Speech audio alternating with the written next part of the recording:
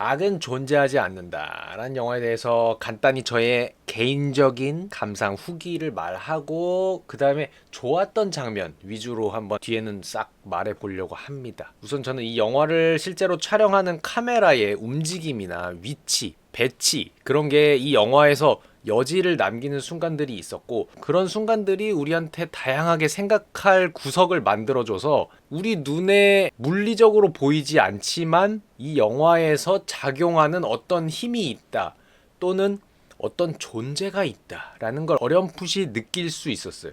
예를 들면은 가장 많이 반복되는 부분 중에 하나이기도 한데 카메라가 아래에서 위를 찍어서 나뭇가지로 뒤덮인 그 하늘을 찍는 순간들이 있잖아요. 그리고 마치 타쿠미 아저씨의 자동차 뒤편에 카메라가 붙어있는 듯한 그런 장면들도 많았어요. 그런 식으로 인간 형태의 캐릭터와 무관하게 카메라가 붙어있고 움직이고 이런 장면들이 있는데 그런 장면들은 물론 다른 영화에서도 그렇고 아주 흔한 일이기도 한데 이 영화에서는 어떤 전체적인 영화의 흐름과 이야기와 맞물려서 다른 흔한 영화들에서의 그 카메라의 위치나 움직임이 자유로운 것과는 또 다른 인상을 받았고 타쿠미 아저씨 자동차 뒤에 붙어있을 때는 심지어 타쿠미 아저씨가 문을 딱 닫으니까 카메라까지 흔들리죠. 미세하게 쿵 하면서 이렇게 문 쾅 닫으니까 쾅 이렇게 미세하게 흔들린단 말이에요. 제 화면처럼 차문 닫으니까 카메라가 뒤에 붙어 있어서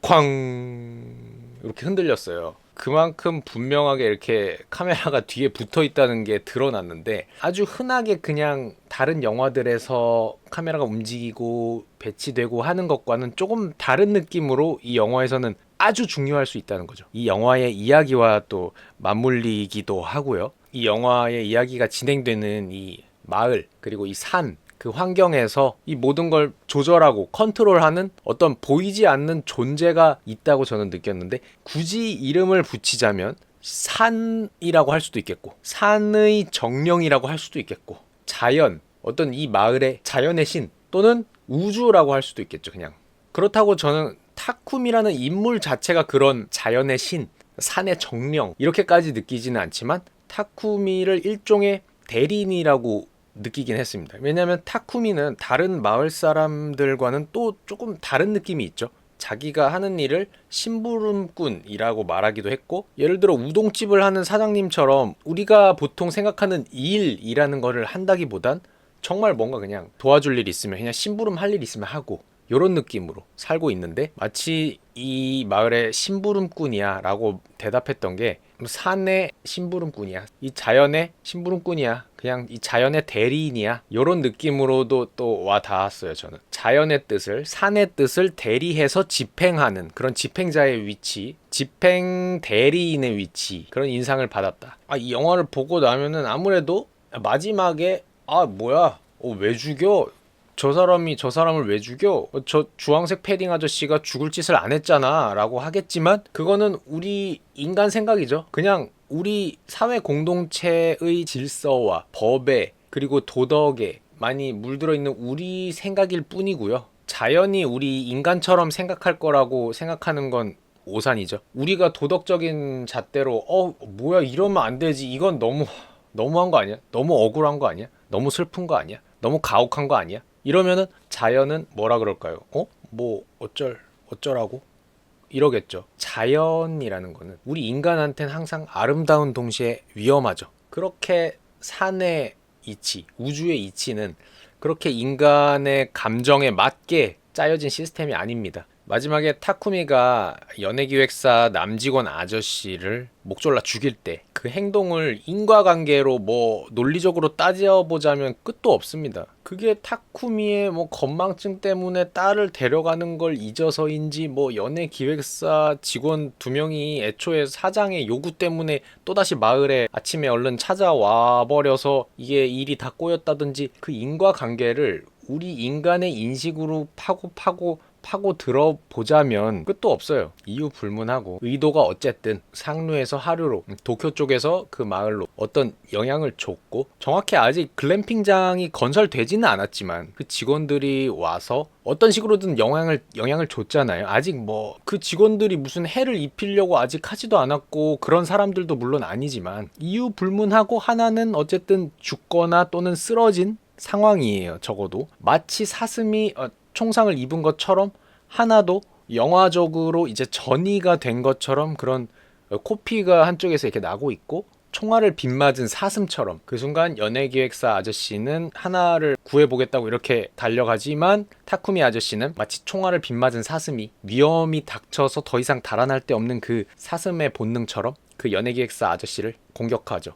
그러고 하나와 함께 달아나죠. 언뜻 보면 정말 너무 앞뒤가 안 맞고 말이 안 된다고 생각할 수도 있고 이상한 이런 과정은 인간 세계의 도덕이란 걸 연료로 해서 돌아가는 걸까요? 아니겠죠. 어떻게 보면 본능이 연료가 돼서 돌아갔고, 인간의 본능이라기보다는 그 장면에선 왠지 사슴의 본능 또는 뭐 자연의 본능, 산의 본능이랄까, 또는 원시적인 본능이라고 할 수도 있겠죠. 하나가 죽었든 안 죽었든 사슴이 총을 맞고 하나도 마치 그 사슴과 같은 존재인 것처럼 영향을 받은 상황에서, 말 그대로 균형이 깨진 상황에서, 바란스가 깨진 상황에서 남직원 형님도 죽어줘야 자연한테는 또 균형이 맞는 걸 수도 있습니다. 사슴 또는 하나에게 그렇게 영향이 간 상황을 목격한 이상 타쿠미 아저씨한테는 그럴 수 있다는 거죠. 산의 심부름꾼이고 대리인인 타쿠미 아저씨한테는 그 순간에선 그런 행동이 나오는 거죠. 물론 연예기획사 아저씨가 무슨 사슴을 쏜 것도 아니고 하나한테 뭐 해를 입힌 것도 아니고 아무런 그런 의도는 없었죠, 연예기획사 아저씨한테. 그런데 어쨌든 이유를 불문하고 사슴의 본능, 자연의 본능은 그랬다. 그래서 타쿠미 아저씨의 행동은 그렇게 저는 느꼈다. 자연도 그렇고 동물도 그렇고 위험을 느끼면 어떻게 행동할지를 모르잖아요. 인간 사회가 정한 도덕에 기반해서 행동하지 않습니다. 상류에서 하류로 무언가가 쌓여오거나 균형이 깨지게 되면은 그에 따르는 후폭풍은, 영향이나 결과는 인간이 원하는 만큼 그렇게 친절한 형태는 아니잖아요. 저한테 드는 개인적인 여러 가지 생각 중에 하나를 말씀드렸을 뿐이고, 기본적으로 무한한 영화이기 때문에, 이 영화는 한 가지 길만을 딱 제시하는 영화는 아니기 때문에 각자의 그 감상을 충분히 할 수 있는 영화 같습니다. 그리고 추가로 저는 이제 좋았던 장면을 좀 말씀드리자면, 아까 이 영상 초반에도 말씀드렸는데 마치 사내 정령이 타쿠미 아저씨 차의 트렁크 쪽에 툭 붙어가지고 있는 것처럼 카메라가 툭 붙어 있다가 타쿠미 아저씨가 거기 선생님한테 저 후진할 거니까 조금 비켜주세요 라고 하고 차문 딱 닫으니까 그 진동에 의해서 카메라도 둥 흔들리죠. 이렇게 둥. 그러니까 그 장면이 너무 좋았습니다. 그렇게 저는 영화가 영화라는 걸 느낄 수 있을 때가 저는 괜히 그 쾌감이 있거든요. 이 영화의 음악도 물론 마찬가지고요. 괜히 막 이 영화의 감정을 막 이렇게 불어넣고 막 이런 음악이나 연출도 물론 좋지만, 이렇게 맥을 툭 끊어버리는, 이 영화에서는 뭐 음악이든 카메라든 다 맥을 많이 일부러 끊잖아요. 그런 식으로 인간의 감정을 크게 신경 쓰지 않아 버리는, 인간의 감정은 뭣도 관심 없는 그런 시니컬한 자연의 정령님이, 음악도 감정이 뭐 이렇게 쌓이는 느낌이다가 툭 끊어버리고, 그리고 트렁크에 카메라가 붙어 있다가 문 닫으니까 덜컹 같이 덜컹, 이런 식으로 이 영화에서는 그 인간의 감정의 맥을 툭 끊어버리는, 인간의 감정에 뭐 어쩌라고 라고 하는 이 자연의 섭리, 우주의 섭리, 사실 인간으로선 너무 마음이 아프고, 그렇기 때문에 우리 인간한테는 이제 자연이 굉장히 아름다우면서도 동시에 위험하고 그런 게 느껴지는 연출이었고, 그리고 저는 연기도 너무 좋았어요. 그 특히 연예기획사 남자 직원 여자 직원 둘이서 다시 마을로 가면서 차 타고 가면서 하는 대화 있잖아요. 그건 물론 감독의 역할도 굉장히 크고, 그리고 어쨌든 배우들이 너무 자연스럽고 연극적인 연기를 할 때가 많잖아요. 가끔은 배우들이 물론 그런 연극적인 연기들이 가치를 가질 때도 있지만, 이 영화에서는 그런 게 안 나와서 그 연기가 전체적으로 굉장히 좋았습니다. 그리고 또 좋았던 장면이, 이제 차를 타고 도로를 이렇게 가잖아요. 차가 도로를 이렇게 가면은 양쪽에 이렇게 나무들이 이렇게 있는데 좀 양쪽이 대비가 될 때가 많았어요. 예를 들면은 한쪽에는 그래도 조금 나뭇잎들이 이렇게 조금 파릇파릇하게 붙어 있어요. 약간 파릇파릇하게 붙어 있는데, 이런 식으로 약간은 그래도 파릇파릇하게 좀 있어요. 근데 다른 쪽 도로의 옆에 있는 나무는 말 그대로 그냥 앙상한 나뭇가지.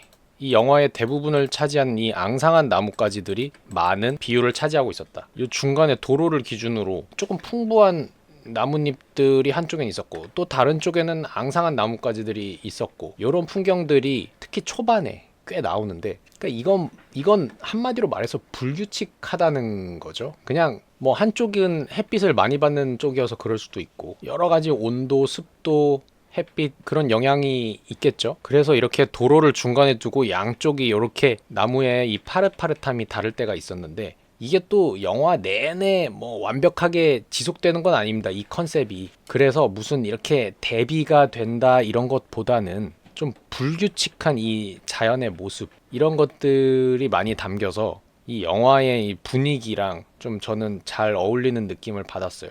그리고 이 나뭇잎이 뻗어 있는 형태도 사실 굉장히 불규칙하잖아요. 가로로만 선이 돼 있다거나 세로로만 선이 돼 있다거나 그런 게 아니고 굵은 세로 선에다가 정말 수많은 직선과 곡선이 가득한 이 나뭇가지. 그러니까 우리 인간의 인식으로 딱 정의하기 힘든 그런 불규칙한 자연의 모습이 많이 담겨서 좋았다. 또 좋았던 장면 중에 하나는 아까 말한 그 연예기획사 직원, 남자 여자 직원 두 명이 이제 얘기하면서 다시 마을로 돌아갈 때 차 안에서 백미러가 있죠. 백미러가 있고 여기에 이제 남자 직원 얼굴이 한 머리 윗부분 정도? 한 눈까진 나왔나? 한 요 정도. 눈까진 나왔을 거예요. 이렇게 백미러에 보여요. 운전하는 남자 직원이. 그런데 여기에 이제 도로에 비친 차들이 요 백미러에 함께 겹쳐서 보이죠. 이런 식으로 막 도로가 남자 직원 한 이 두뇌 쪽으로 이렇게 원근감에 의해서 이렇게 도로가 이렇게 겹쳐서 보인단 말이에요. 차도가.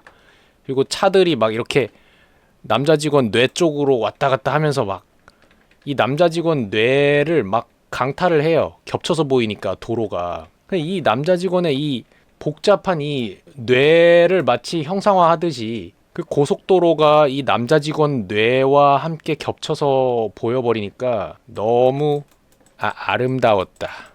이게 솔직히 저는 이 영화에서 가장 좋았던 장면입니다. 그리고 또 마지막으로 좋았던 장면이라기보다 좋았던 점은 이 영화는 아마도 필름으로 찍지 않고 디지털로 찍었을 거예요. 저는 그렇게 느꼈는데, 저는 근데 솔직히 개인적인 취향으로는 필름으로 찍은 영화들의 그 질감을 훨씬 좋아하거든요. 그런데 드물게 제가 이 영화는 진짜 디지털로 해서 더 좋다. 이 영화는 정말 오히려 디지털로 찍어서 더 어울리고 더 맛있는데? 라고 느꼈어요. 약간은 쨍하고 또 필름보다 더 부드럽게 움직이고 이런 게 이 차가운 겨울 배경과 나뭇잎이 거의 없는 이 나뭇가지들의 모습이 많이 나오는 이 영화와 맞물려서 더 이 싸늘하고 어쩔 때는 안개와 습기가 가득하고 어쩔 때는 또 건조하고 좀 서늘한 그런 기운이 필름 룩보다는 디지털 룩과 만나면서 더 좋았다. 특히 그 엔딩 씬쯤에 가면서 인물들이 움직이는 걸 보면은 확실히 그 디지털로 찍은 느낌이 났거든요. 그때 이 찝찝한 디지털의 룩이 이 영화와는 되게 잘 어울렸다 라고 느꼈습니다. 그래서 어쨌든 이 영화 여러분도 각자 참 다양한 생각이 있을 것 같습니다. 어쨌든 저는 너무 더워서 좀 물 좀 먹어보겠습니다. 영상 봐주셔서 감사하고 또 다른 영화로 다른 영상으로 또 뵙겠습니다. 감사합니다.